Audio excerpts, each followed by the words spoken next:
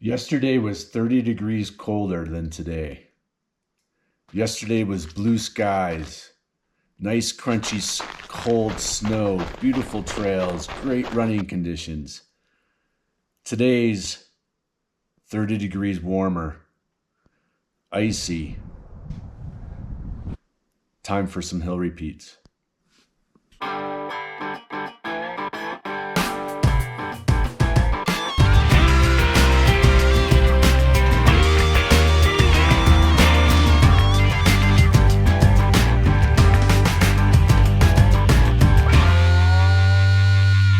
So these aren't your typical hill repeats. These are very short, 10, 15 seconds.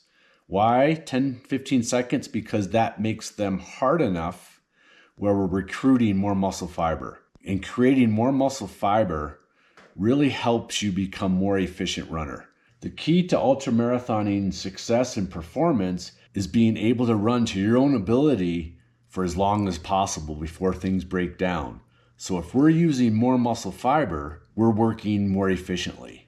So we need to train the brain to start to recruit more muscle fiber, invite more muscle fiber to the party, which will allow you to improve your strength endurance. And this is why every type of runner can benefit from doing short hill repeats to recruit more muscle fiber, regardless of your race distance. It's going to help you improve your strength endurance because, again, you're inviting more muscle fibers to the party. The more people at the party, the better, right? We don't want just a few people. We want as many people as possible to make it as festive as possible. It's just like muscle fibers.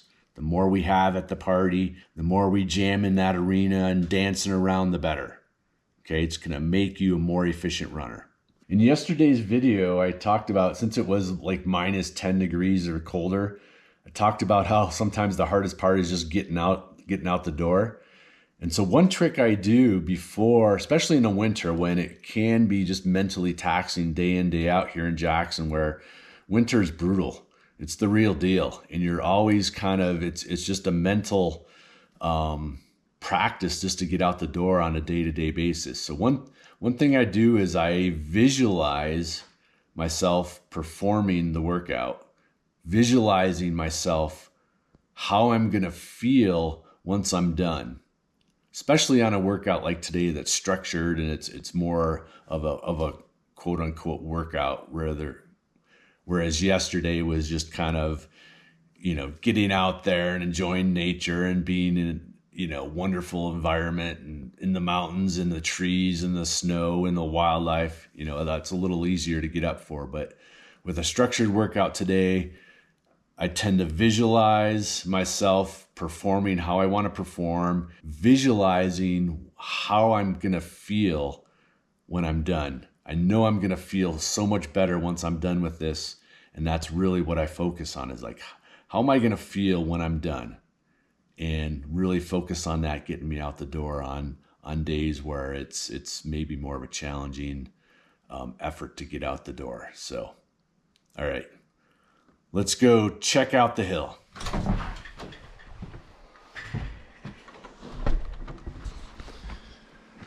So we got some snow overnight and it's trying to snow right now, but here's our snow levels. It just keeps piling up. My mountain over there. Let's go see how these cruddy conditions are. It's gonna be interesting. Probably just a nice little, see, it's nice and icy underneath. And just slow going for a warm up over to the hill. Kind of interesting. Hoka, my shoe. Hoka, my shoe.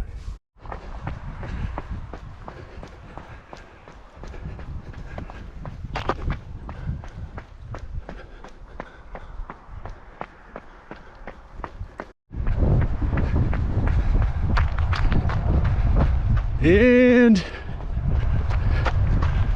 here's our hill. In the wind, into the headwind, it's gonna be a little icy.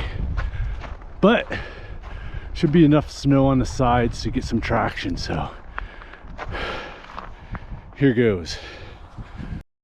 Yeah, look how icy that is over there. I always do kind of a test run just to kind of find the best path.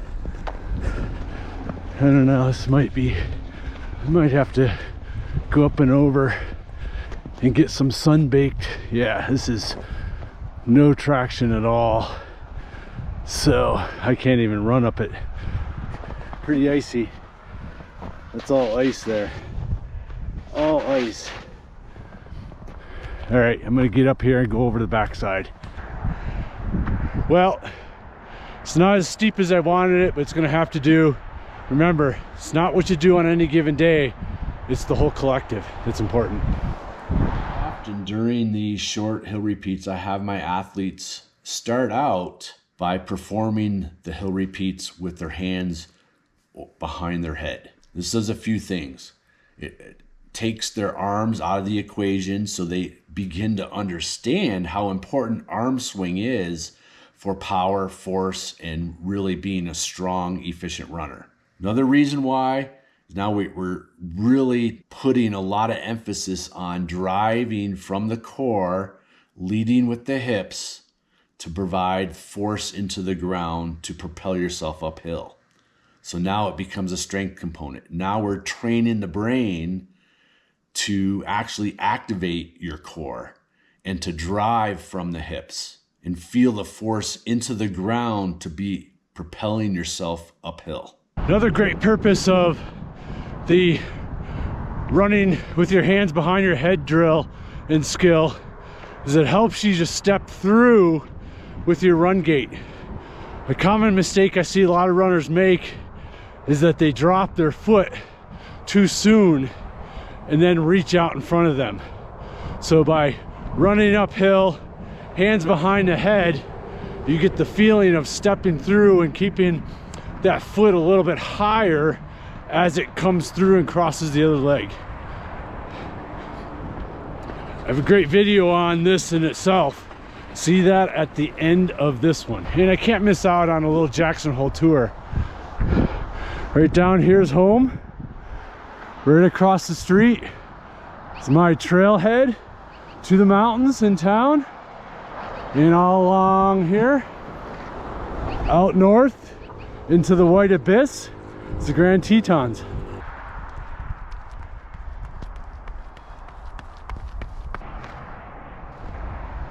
And by keeping these nice and short and relatively fast, a lot of rest in between each one is super, super important.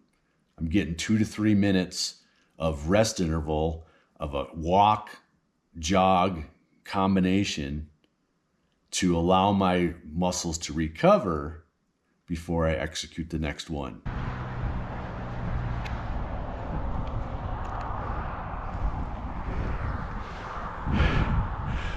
Good for today. Thanks for coming along. Over and out from the hood and Born to Run World. Be a courier.